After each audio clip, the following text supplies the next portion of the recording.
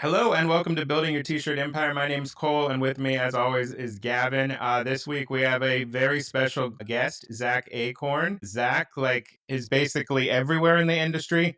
You might have seen Yep. him in a rock booth. You might have seen him doing his own consulting thing, but he's all over. I think you're even an impression speaker, right? Yes. So tell us what you're up to lately, because I've seen you like kind of all over. You were even out of the country for a little bit this last few weeks. Yeah, so I've been fortunate enough where, it's crazy to see. I posted about this the other day, but it's crazy to see, how far a t-shirt can take you, especially when you're Yeah. passionate about it and you believe and are willing to put the work in. Yeah. So, I'm definitely in a position now where, if you asked me 5 years ago, where would you see yourself? And I could never tell you this, because it's one of those things where, I've kind of just been very fortunate where opportunities keep coming up based on the work that I put in and, just being able to take those opportunities and grow from them, It's funny because when we were in Honduras and then we had some trainings to do in Belize recently, I was with Ryan and it's funny because like Ryan always makes the joke like, "Hey man, aren't you glad you came to that one made lab class?" And like, cause Yeah. from there it sparked so much stuff and put me on a trajectory. And I always make the joke. I go, "Yeah, man, that class was amazing, but I'm honestly glad you were the first person that came up when I typed in how to screen print." So, but yeah, so for the most part, I've been, all over the place with the name, the can of corn. There's a lot in that can that I do. So it's a matter of, what can or I cannot do, So I'm trying to really just within this remainder of this year and moving forward, trying to be more focused. One things that I have a lot of conversations with my mentors about and people on my team to help me get to those next levels is like, how do we want to grow? So one of the big focuses that we're working on right now is, how do we continue to one, grow up and not necessarily out, which is always something that's very difficult to do in any industry, but can be difficult to do in what we do, especially with all the ideas that I have coming into my head nonstop.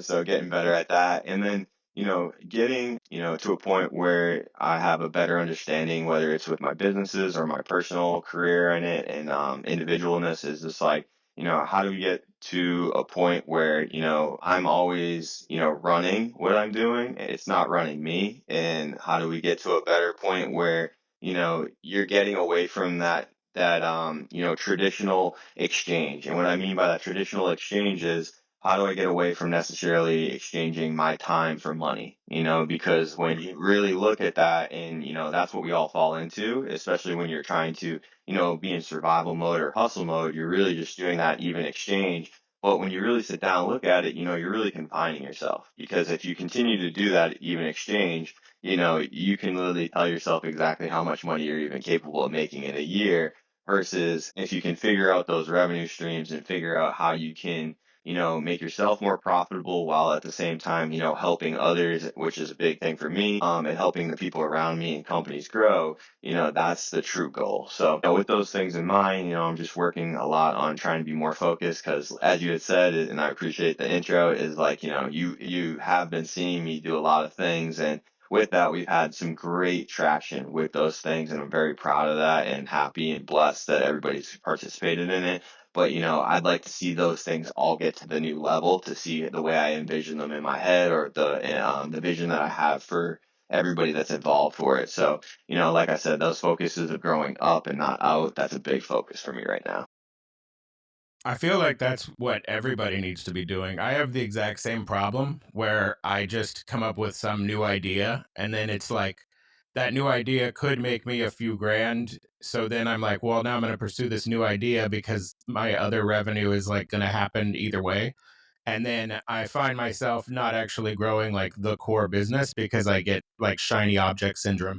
I'd love to know with you, like, you know how to set up the presses, but besides that, you know how a great shop runs and you know how to standardize that. And I feel like there are shops where these people have printed for like 20 years and they still don't know how to actually run the shop efficiently. But like, give me your insight into what it is that is a like highly operational, let's just call it a two auto shop for as an Yeah, example. yeah. Like, what is the output they should be expecting? What is the staffing they should be expecting? And how would you go about dealing with that sort of a setup? But that's a great question, and it's funny because I love going in those shops, especially when you have some of those shop managers that are like, "Hey, I've been screen printing longer than you've been alive," and I'm Right. like, "Yeah, but that doesn't mean anything." Mhm. But it's funny because one, I do agree with a lot of people that say this, and I'm a big believer in this. I mean, if you have a two shop auto shop, like with maybe a floating manual or something like that, you should be able to really take things to the next level without having to, be investing more money into equipment or whatever the case is. But it also goes back to, your processes, which are huge in my opinion, and then also your tracking and documenting. So like one thing that I'm always stressing, and I make the joke every time I go into shops is like, you're going to think I'm a broken record by the time I leave here because I'm not going to, go out super far and take you away from all these different answers. I'm going to be very focused on if you do these simple things, you will get to the next level. I know Gavin's been to a couple of my talks, and I think you've caught some cold, but like I've said it a lot is like success is boring, and it's because if you could literally write down the exact steps that you have to do on a day-to-day basis down to the minute if you wanted to, and you'll accomplish those. My buddy Lee Stewart up in Canada is an amazing example of that. That man is completely planned and everything he does through and through, and he does not waver from that. He doesn't let distractions get in the way, stuff like that. And we can all have that capability. Documenting is huge for me in tracking. One of the things that I found with a lot of shops I go into is they don't, they're always looking for that answer. I'll get random text messages from people that have got my number or people I know, and they're like, "Hey, what's the answer to this?" And I always laugh because I always say like, I can give you the answer, but the answer that works for me in the shop that I'm currently in this week or the shop that I'm in next week may not work in your shop. So what I'm starting to work with people more is like, how can we document to discover what our problems are? And if we can figure out what our problems are, it's almost like creating a reverse flow chart and figuring out, well, if this is the issue that we're dealing with, what does this look like? And does this look like this? So for example, like when it's printing simple as like a white base, everybody, especially in automation, wants to go directly to the pressure. Oh, we need to blast that white ink through the screen so we can get a good print and stuff. And I like to say the pressure is the compensation of it all. In our reality, you should be looking at the other factors, whether it's the height in the height of the squeegee and the flood bar. What are your angles at? What are your speeds at? And the biggest thing too, for me, are two things that are always overlooked is, what is the ink consistency that you're using of your inks? Have you sheened them and got them ready for press, which in my opinion, 75% of shops do not do properly before. No. And then the other thing is, are you being conscious of the temperature in which you're running the presses? Especially when you see, I work with a lot of people converting from manual to auto or never printing Mhm. before and jumping into auto. And that's something that is, goes by the wayside so much. And it's the biggest cause of a lot of their issues. And the funny thing is, I love to use myself as an example because I always make the joke. People will be like, "Oh, you're the man, you know this." I'm like, "Dude, I'm just a guy that effed up a lot, and I just keep learning from it." But it's like even the jobs that I'm running, even they can be a way higher expectation for the clients that I'm working at, whatever. But if I don't do those simple steps that I'm explaining to the other people, right, those same issues will happen to me, and so it's funny because like I just keep using myself as that example, and that's all we can do. But yeah, I would say the processes and the documentation of knowing where your starting point is. I always say if you're creating your Bible and documenting your Bible within the first 6 months to a year of business, you've done every print you're going to do. The only thing that's changing constantly is the design and potentially the garment. But with the testings that we have from amazing facilities like the Made Lab, and if you go to your garment distributor, they're going to also have different results that they've got for testings and settings and stuff, and you're tracking your own, you really can narrow those variables out. That's even one of the questions that I find myself asking the shops that are really large and have been in business and have a lot of these processes dialed in. I'll ask the owners or production managers like, so what are those remaining variables you're working on? Because if you're still trying to grow as a business and a shop, you're still trying to discover what are the variables that we can continue to control that we aren't doing right now. And a lot of that just goes back to documenting. Yeah, and honestly, it's easier than ever to make those like training manuals or Yeah. SOPs because you can just pull out the Notes app or the ChatGPT app and just keep saying your situations and then maybe just have it stored in the memory so that when you want to output your final answers, you can Mhm. reference it on the fly, and it'll just type it up professionally. Oh, yeah, and the other thing we're trying to do too is like in we were discussing this before we started and whatnot. We realized within our industry, one of the biggest costs that we're taking on is whether it's shop owners or whatever the case is you're losing time and money in training. And the reason Mm. why most of these people are losing time and money on their training is because they don't even have the training or their SOPs properly documented.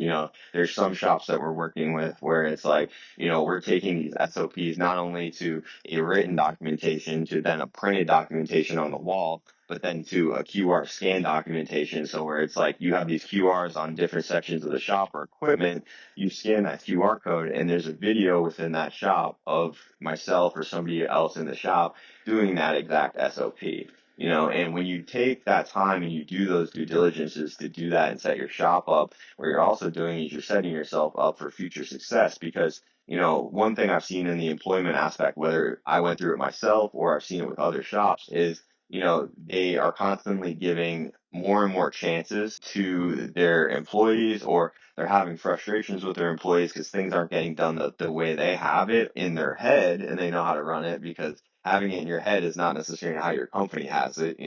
That's why the importance of the SLP, but because of that, they're not able to make quick decisions on whether or not it's worth having this person continue on their team and along this journey. But if you do take that time, have your SOPs dialed and stuff, if a person has literally to the point of a video on how to do it, right, and they can't do it, it's not necessarily your process anymore that you have to question. It's like, all right, is this person worth continuing to pay and have on my team?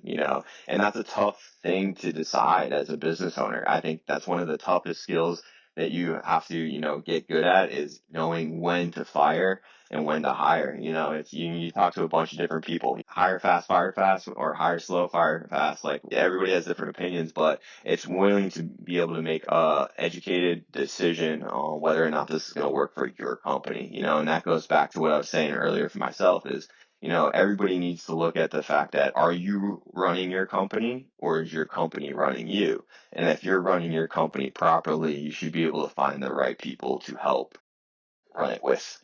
Kevin,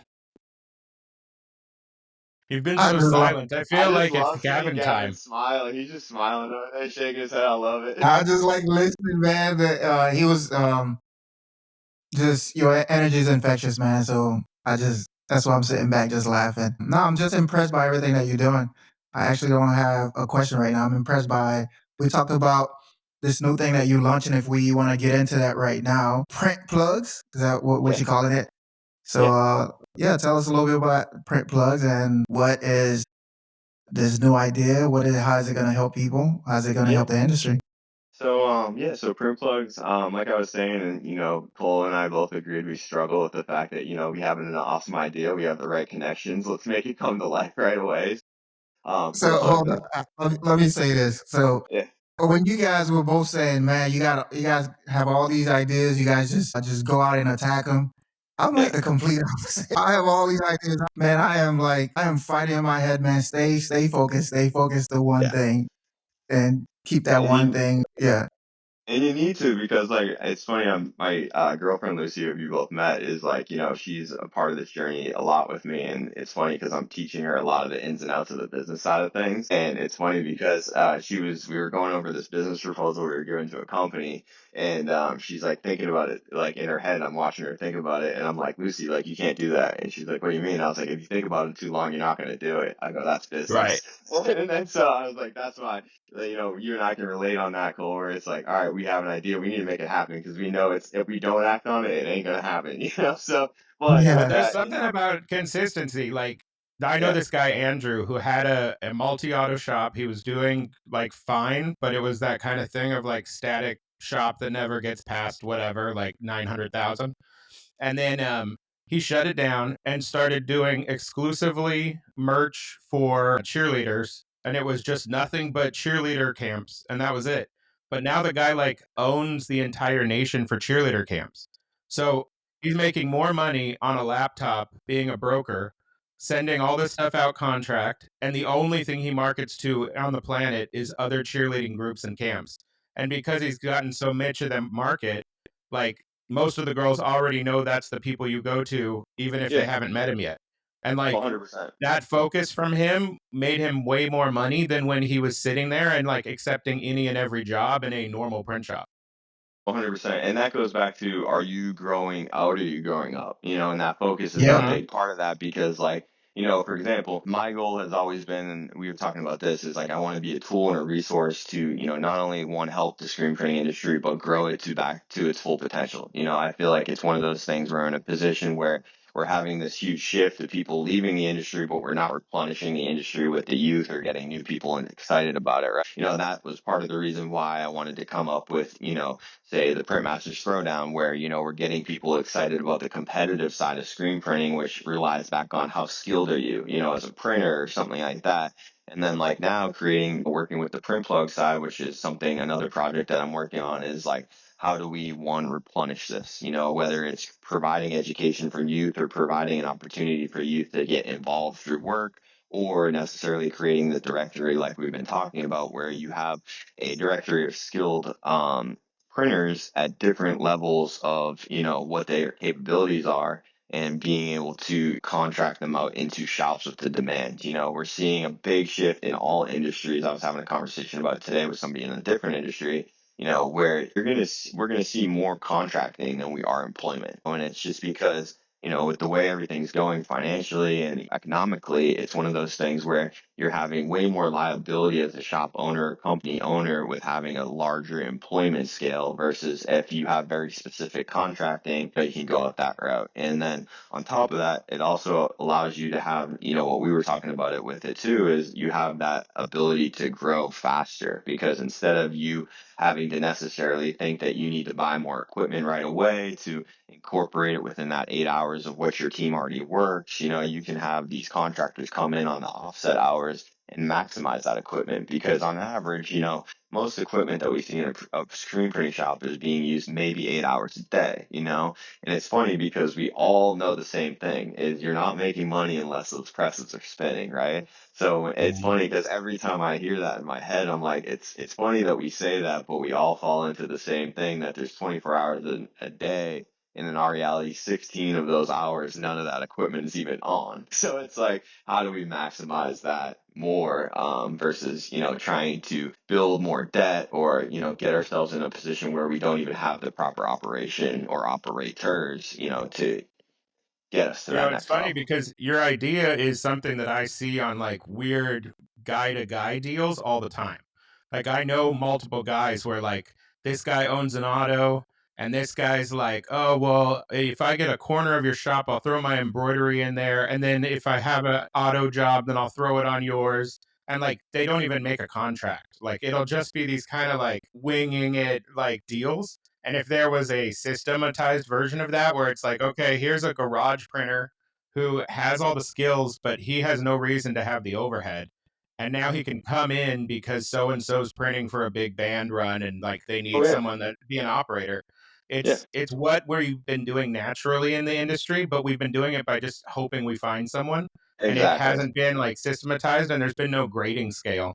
Yeah, and that's the big thing I've been working at with the grading scale. The idea came to life, to be honest with you, was, right after COVID, where, there was a situation where employment rates dropped significantly, especially in the garment decoration in our area specifically too, in the Massachusetts area. And, I had started, putting myself out for hire in the sense you could contract me to come in and I'll run whatever equipment you have, and we'll do it. And that's honestly how I started getting so good with, screen printing, but also with other equipment was because, one day you're in a shop that's all blue, the next day you're in a shop that's red, or, you finally get that call and you meet that green shop and little do you know you're going to be addicted for the rest of your career. But it's one of those things where, putting myself out there was how the idea came, but it also expedited where I was going with my trajectory, and with my passion. So, it was understanding like, okay, this is an opportunity not only for the printers, but it's also an opportunity for the shop owners too. Because like you were saying, you could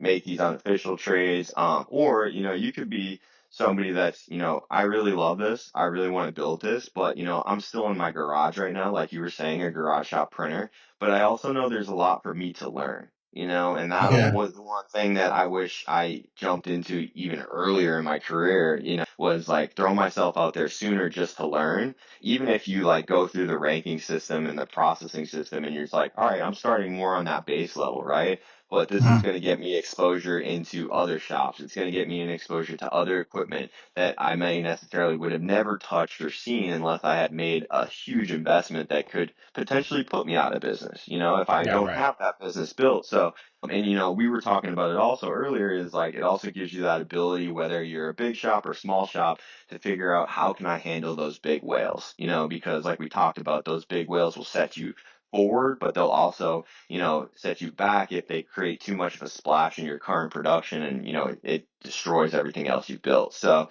with having the both sides of it and like focusing on that grading system so you know what you need. We were talking about is like I'm not going to pay for a high-end simulated process water-based printer if I only need somebody that is printing a single color plastisol like garments.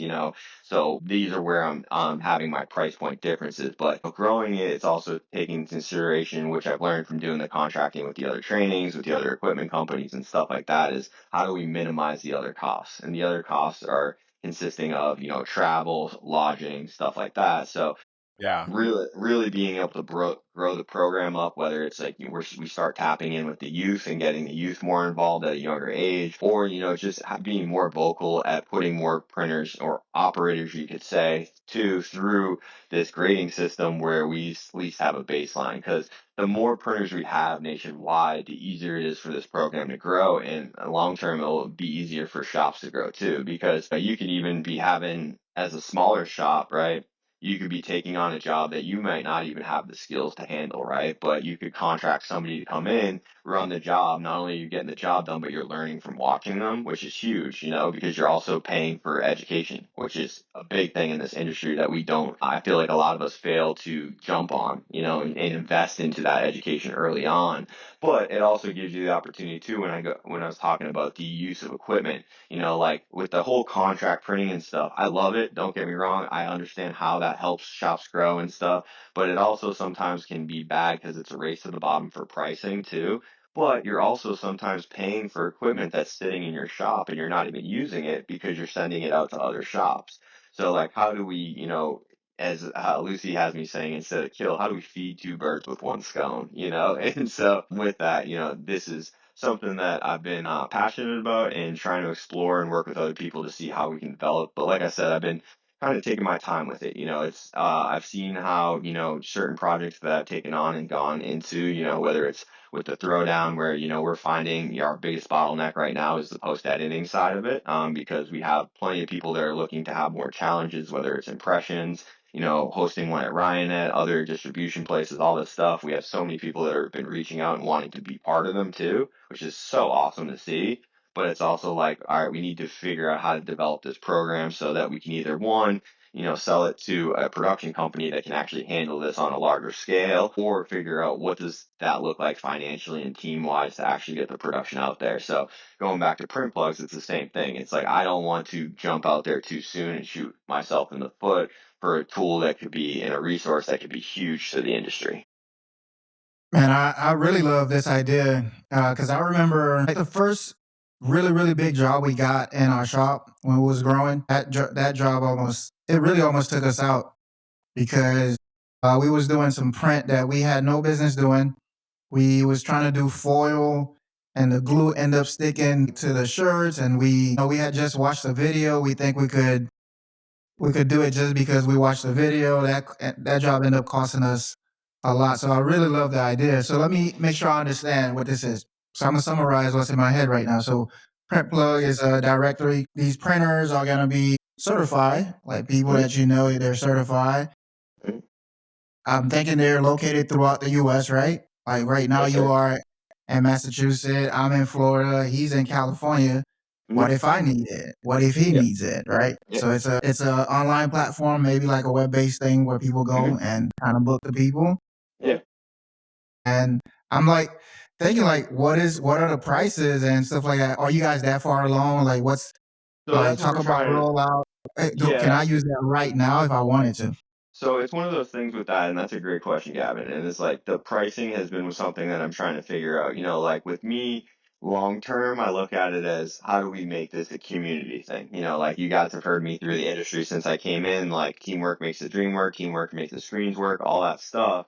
You know, how do we really make this happen as a community and really help it to grow, you know? And so part of me is like, how do we get this pricing thing to also complement the fact that we know we need to replenish the people within the industry, you know, with more operators and youth operators. So you know, one of the things that we're weighing out, and I have a small focus team that are helping me bounce ideas and stuff like that with it and figure out what we can and cannot do. One of the things that we're working on is, you know, trying to figure out, does a membership work?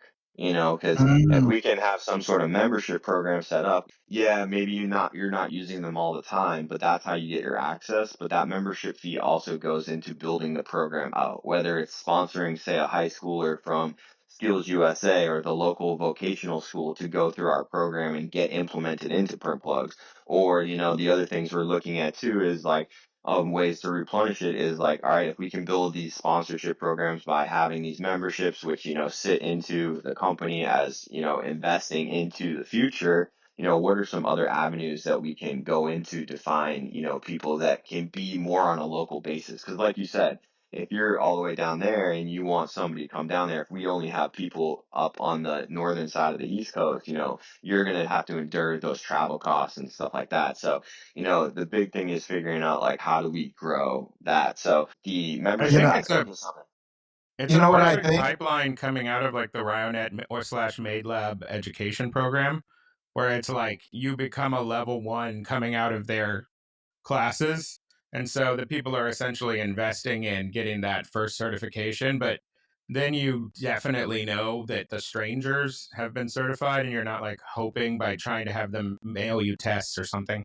No, that would be something that, like, honestly, Cole. So the way I was kind of looking at that, and that's why I'm leaning towards that membership side, is by, Uh-huh. for example, say like, you know, we all have these shops across the country, whatever the case is, right? We have them signed up through our Print Plugs program. They are Print Plug shops. They use Print Plugs and they also support the program, right? It gives us the opportunity where we can use those shops also if they're down for it we can also use those shops to do these testings where it's like because that's the thing too is like I don't give a crap if you send me in a beautiful 10 color process print because at the end of the day I didn't get to see it. One, how long did it take you to do it, how many damaged shirts did you go through, and did you even make a profit on doing that, you know? Plus it's one of those Huh. things too which is like I make the joke with the and people always say it too with the golden squeegee reward and stuff. It's like, all right, did they send you a shirt from the middle of the pile, or did they send you a shirt that was literally that one shirt they worked on for 3 days to get it literally to look perfect, you know? So it's like doing testing through the mail and stuff like that is difficult. Whereas like if we can have these shops supporting and working together,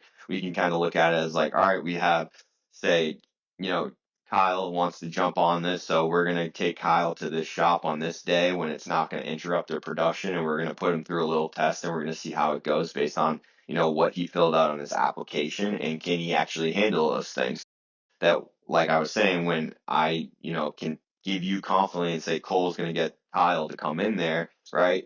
It's he's actually going to be able to handle, you know, A through Z, you know, not just being like, oh, he can handle A through Z. He gets there, he's only handling A through C. You know, it's like big difference. So making sure we can properly demonstrate and justify what we're offering to these shops. I would say for you, at least right now, I mean, if people listening to this right now, you're probably gonna get a couple inquiries. For you, I would say be ready to accept money because people's gonna wanna like, how Yeah, can if somebody's interested in using you right now? Because I remember when I was launching my situation, Steps.io, I was just in the idea phase, and I was just talking to people, and people was like, "Can we pay you right now?" And I was like, "Let me get ready." But so I want to kind of yeah. warn you, just like once you put it out there, and like right now you're on this Yeah, podcast, give this us is a link, even if it's just the most basic form link. That way you can just get people that are interested and have them on a Definitely. newsletter later No, because definitely. it makes sense for the industry. No, yeah, and that's the thing is we do have. I'm fortunate enough where I have some really amazing printers that believe in this and believe in me. So I'm very grateful for that, and they're not scared to put in the work, I should say. So we do have some people that like that's where we're trying to do the testing and stuff like that and figure that out. We have like a shop right now, for example, in Alaska. They get super busy in the summertime because it's more of a tourist season, right? So they know that they're going to have this, section during the summer where they're going to need a killer to go out there and handle business for them so they can continue to be profitable and get things to the next level. So right now, like that's a perfect example. We're trying to figure out, one, who's the best to send out there for the situation that we have, and then also figuring out does it work? Luckily I've been to that shop before, so it Mm, makes it easier for me to assess. But that's another thing that we're trying to take into consideration because I also want to protect my printers. Is I'm a big believer in that because I look at myself as an artist and printer first. Is like, okay, how do I protect my printers? The last thing I want to do is just because the shop signed up and is paying the membership fee and whatever the case is, last thing I want to do is send a printer into a shop where that shop is not ready to have that type of person come in there. And that's where that comes back to the name where it's plugging you in. If we show up to your shop and we're like, hey, sorry, like, as much as we want to get you somebody right away, you need to invest in this, this, and this. Because if you don't have your processes set up, how are we really gonna, be able to benefit from sending somebody in here that knows what they're doing, but your shop doesn't know how to do it?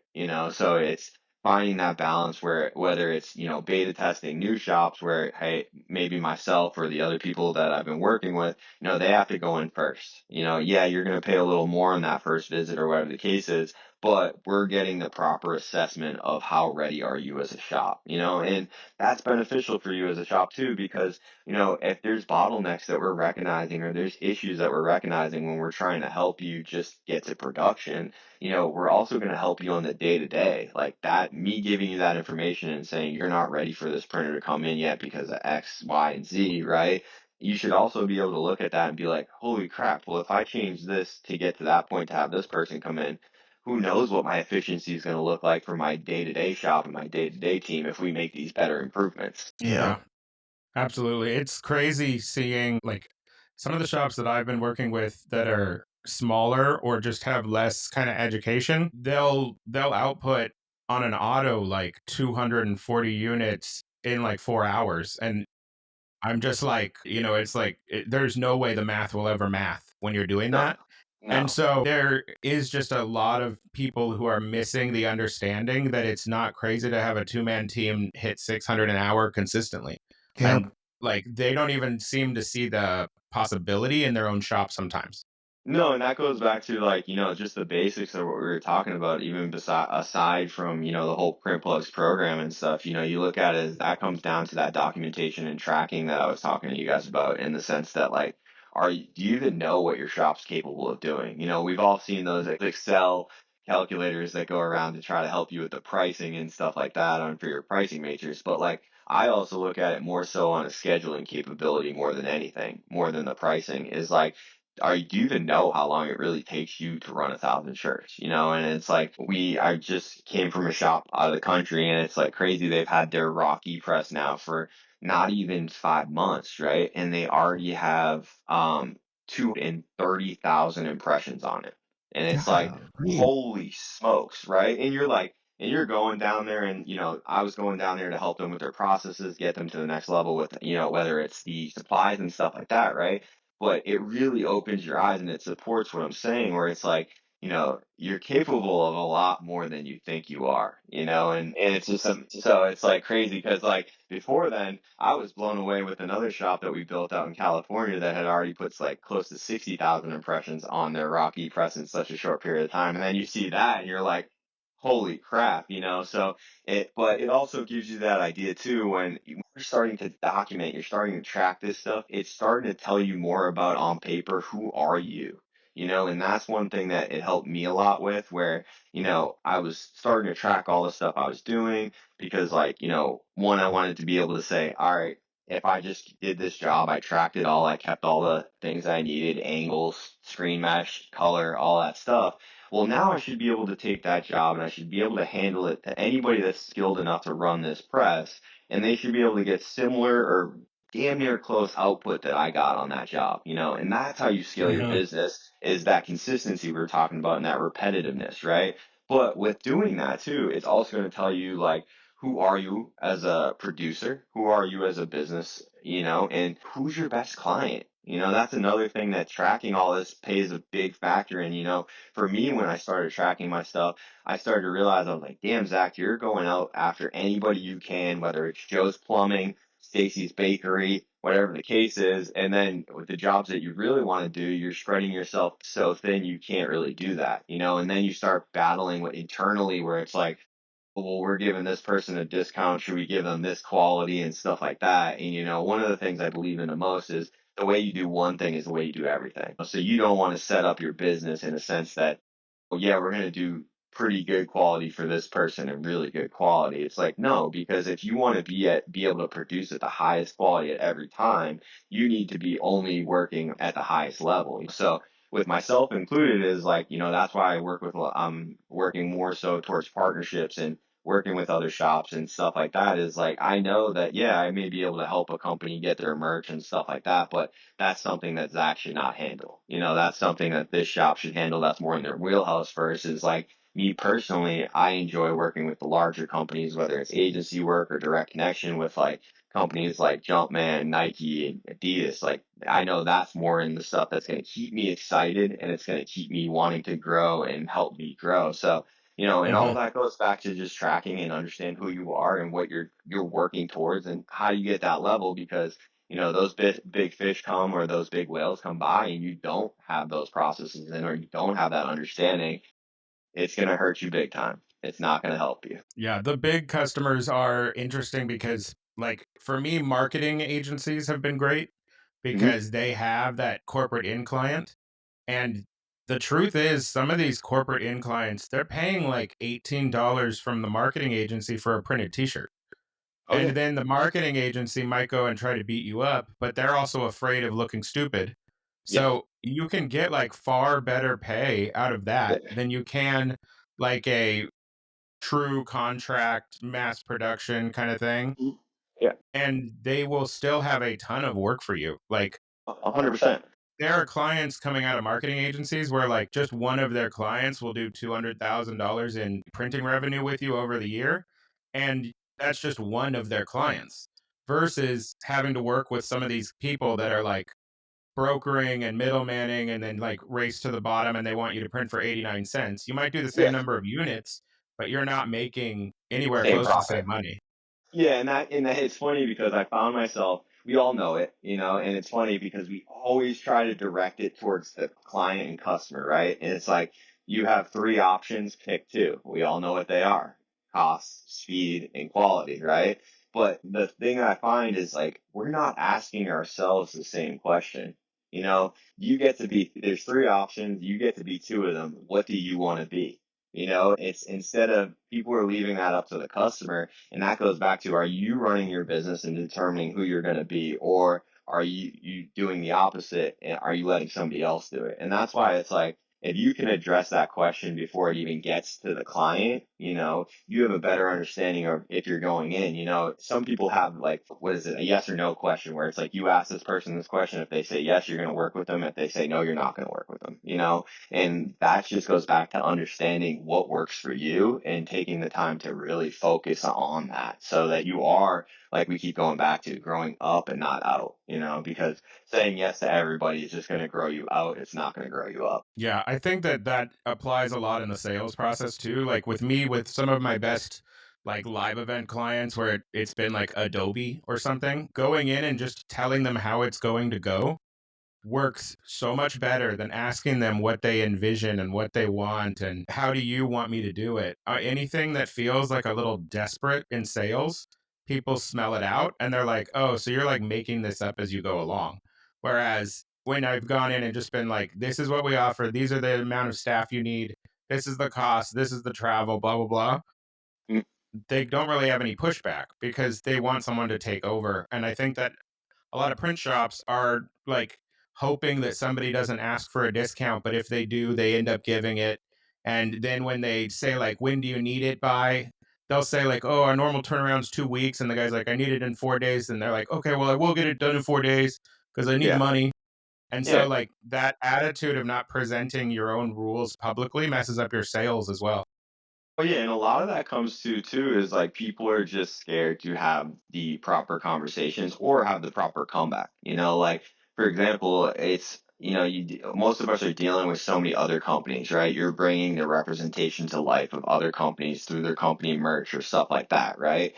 And it's Uh-huh. funny because when everybody has that question, can you do it for cheaper? Can you do it this, right? And I'm like, yeah, if that's how you value your company, like, and that's the thing is just like, are you asking them the right questions back in the sense that like, okay, yeah, I mean, if that's how you want your company to be represented, is like you'd rather pay less for your company and have a lesser quality representation of your company, ask yourself that same question. Do you want somebody to view your company in that same manner, regardless of what it is, if it's a cleaning company, bakery, any of those things? It's like, what do you value your own company at? And like, if you're gonna lessen the value of that company and stuff like that, you're also lessening ours at the same time. So that's why it goes back to, what are those points where you're willing to say no? And the better you can get at saying no, you will start getting a lot more yeses from the clients that are made for you and the clients that are gonna make you grow. Yeah. I mean, there's shops out there where their minimum is 600 plus units. And I Like, love they do that. exist. Yeah. No, So I when love I hear people talking about how they're gonna take an 11-piece order or whatever, it's like sometimes they just don't understand what the business is capable of. 100%. And that's why you gotta love the complimentary aspect of DTF. Is like you don't have to say no, but you have to say no to this, and that's what I think is really good about it. And like that goes back to the tracking. Anytime I hear a shop say, oh, our minimum is this, I'm like, thank you. They've at least spent some time and they have some sort of, ground like park idea of we can't make any profit unless it's at this quantity, because that's something that we all fall into too. Oh yeah, like I can knock it out. It's only 11 shirts. It's single color, whatever the case is. And then you go to production and, the screen doesn't work out. So you burn three screens instead of one screen. You went to production and you only ordered 11 shirts because it was only 11. And then, one of them, something happened and then you're waiting on press because you have to order the other blank or whatever the case is. It never works out. It never works. And even if it does, think about how perfect you have to be and how little room for error you're creating yourself to make such minimal profit. It doesn't add up, So that's the cool part is when I hear that minimum factor, I'm like, thank you. Like somebody's tracking, somebody's documenting. We have print profit, we have all these different platforms, printable, all these different things. It's like, are you just creating or using the tools that are designed for this to help you grow to do that? Or are you just going blindly into it and hoping that it all works? And that's a hustler's mentality, which, we all have to start that way.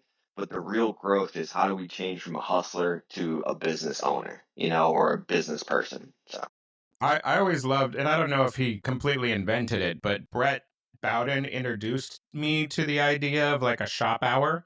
And that yeah. was like years ago. And the concept of shop hours is just so much more valuable than, oh, I'm going to make $82, so I'm going to keep it. But when you realize that if you're not making $400 an hour per press, that you're literally just having somebody take $280 out of your pocket by taking that $82 job, it completely changes your mindset about what the expectations need to be with the sales team and with the output that the machine is doing. Oh, 100%. And Brett was honestly one of the people that, really opened my eyes to a lot of that. Like I was telling you guys the joke that Ryan and I have, like, aren't you glad that you showed up to that first May Lab class? And it's like, yeah, because like the Uh-huh. trajectory from there was huge, but also like the connections and the information that I learned from it was huge. Like I remember going to that first class and Brett sitting down and breaking down like all the SOPs that he has in place, all the different numbers that he's looking at from a business standpoint, from an efficiency standpoint and stuff like that. And meanwhile, here I am, still a manual shop back in Boston and all that, and I'm like, holy crap! Like I'm still at the basic level, in my opinion, of how a shop is growing and operating, and I haven't even scratched the surface with this stuff. So it's like, Hmm. looking at that and understanding, it's like if you can get to that level, like we were talking about the success aspect of it being boring, you just have to break it down. But it's just a matter of you're gonna do it. And Printed Threads and Brett do a hell of a job making sure they stay on top of that stuff. And that's why they've been able to be so successful and grow and continue to grow is because it's not like they're not growing from a place of hope, right? And that's where we all, I feel like a lot of us have to go through in the beginning, but they're growing from a place of like, this is what's in front of us. What road do we want to take and what work do we have to do? And when you have that in front of you, it's a lot easier. I'm not saying it's easy every day for them or, it's easy getting to that point. There's always going to be, trials and tribulations. But it's one of those things where if you have some sort of roadmap, you at least know where you're going and can see that versus being like, man, and I remember that these days where it's like you're waking up and you're like, geez, I really wish like a big job could come through. Or like you have a big job and you're like, oh, I hope this job goes really well and we can get it out the door. It's like, no, I know what we need to do. This is what we're doing. These are the client meetings we have set up. We're hitting our pipeline and all that stuff, and it's funny because a lot of us that get into this, whether we were previous artists before getting into it or whatever the case is, we get into this and we sleep on that split. And I'm a big believer in this, that there's a split of 50-50. It's 50% production and creative, and it's 50% business. And specifically when it comes to the business sales.